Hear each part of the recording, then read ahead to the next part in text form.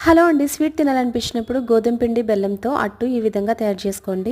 అండి, స్వీట్ తినాలనిపించినప్పుడు గోధుమ పిండి బెల్లంతో అట్టు ఈ విధంగా తయారు చేసుకోండి. చాలా ఈజీ అండ్ క్విక్ మెథడ్లో అయిపోతుంది. ముందుగా ఒక బౌల్లో ఒక కప్పు గోధుమ పిండిని తీసుకోవాలి. అందులో హాఫ్ కప్పు వరకు బెల్లంని తీసుకోవాలి. ఇందులోనే పావు టీ స్పూన్ ఎండు కొబ్బరిని కానీ పచ్చి కొబ్బరిని కానీ తీసుకోవాలి.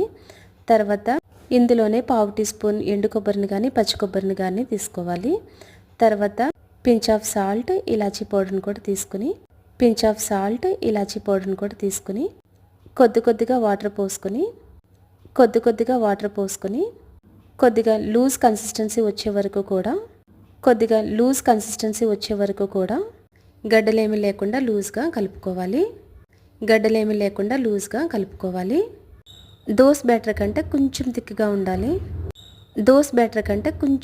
ఉండాలి. ఈ విధంగా అంతటిని కలుపుకున్నాక స్టవ్ మీద ప్యాన్ పెట్టి